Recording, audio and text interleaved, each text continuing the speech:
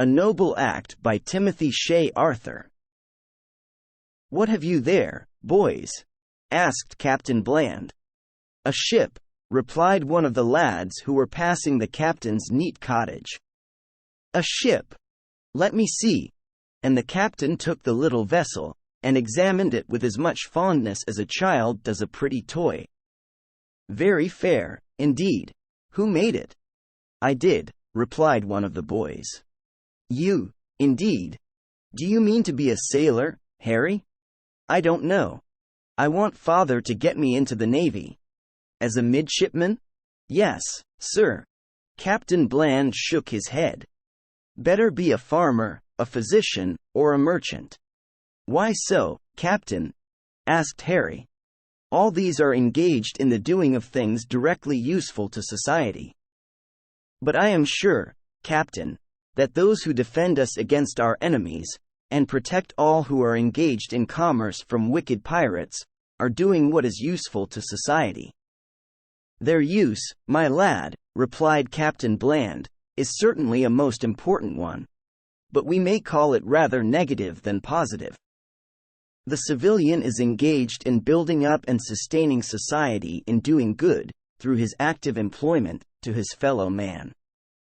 But military and naval officers do not produce anything. They only protect and defend.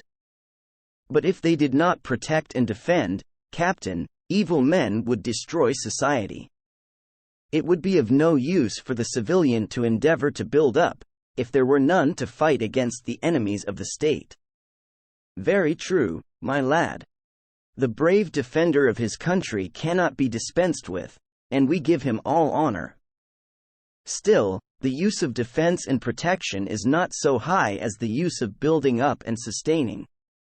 The thorn that wounds the hand stretched forth to pluck the flower, is not so much esteemed, nor of so much worth, as the blossom it was meant to guard. Still, the thorn performs a great use. Precisely a similar use does the soldier or naval officer perform to society. And it will be for you, my lad, to decide as to which position you would rather fill." "I never thought of that, Captain," said one of the lads. "But I can see clearly how it is. And yet I think those men who risk their lives for us in war, deserve great honor. They leave their homes, and remain away, sometimes for years, deprived of all the comforts and blessings that civilians enjoy, suffering frequently great hardships, and risking their lives to defend their country from her enemies." "It is all as you say," replied Captain Bland, "and they do, indeed, deserve great honor. Their calling is one that exposes them to imminent peril, and requires them to make many sacrifices. And they encounter not this peril and sacrifice for their own good, but for the good of others. Their lives do not pass so evenly as do the lives of men who spend their days in the peaceful pursuits of business, art, or literature. And we could hardly wonder if they lost some of the gentler attributes of the human heart. In some cases, this is so, but in very many cases the reverse is true.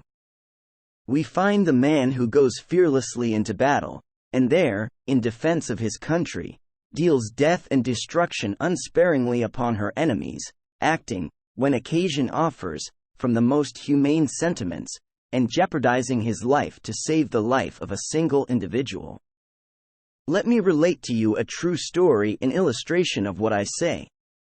When the unhappy war that has been waged by our troops in Mexico broke out, a lieutenant in the Navy, who had a quiet berth at Washington, felt it to be his duty to go to the scene of strife, and therefore asked to be ordered to the Gulf of Mexico.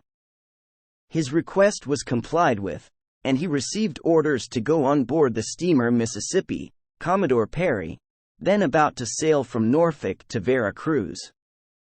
Soon after the Mississippi arrived out, and before the city and castle were taken, a terrible norther sprung up, and destroyed much shipping in the harbor.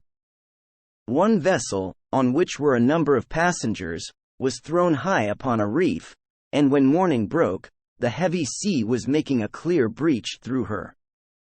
She lay about a mile from the Mississippi, and it soon became known on board the steamer that a mother and her infant were in the wreck, and that unless succor came speedily, they would perish. The lieutenant of whom I speak immediately ordered out a boat's crew, and although the sea was rolling tremendously, and the norther, still blowing a hurricane, started to the rescue. Right in the teeth of the wind were the men compelled to pull their boat, and so slowly did they progress, that it took over 2 hours to gain the wreck. At one time, they actually gave out, and the oars lay inactive in their hands. At this crisis, the brave but humane officer, pointing with one hand to the fortress of San Juan de Ulloa, upon which a fire had already commenced, and with the other to the wreck, exclaimed, with noble enthusiasm, "Pull away, men! I would rather save the life of that woman and her child, than have the honor of taking the castle." Struck by the noble, unselfish, and truly humane feelings of their officer, the crew bent with new vigor to their oars. In a little while the wreck was gained, and the brave lieutenant had the pleasure of receiving into his arms the almost inanimate form of the woman, who had been lashed to the deck, and over whom the waves had been beating, at intervals, all night. In writing home to his friends, after the excitement of the adventure was over, the officer spoke of the moment when he rescued that mother and child from the wreck as the proudest of his life. Afterward he took part in the bombardment of Vera Cruz, and had command, in turn, of the naval battery, where he faithfully and energetically performed his duty as an officer in the service of his country. He was among the first of those who entered the captured city, but pain, not pleasure, filled his mind, as he looked around, and saw death and destruction on every hand. Victory had perched upon our banners. The arms of our country had been successful. The officer had bravely contributed his part in the work, but he frankly owns that he experienced far more delight in saving the woman he had borne from the wreck, than he could have felt had he been the commander of the army that reduced the city. Wherever duty calls, my lads, concluded the captain, you will find that brave officer. He will never shrink from the post of danger, if his country have need of him, nor will he ever be deaf to the appeal of humanity. But so long as he is a true man, just so long will he delight more in saving than in destroying. The end. Subscribe to my channel to receive notifications of new audiobooks. If you liked the material, you can give it a thumbs up.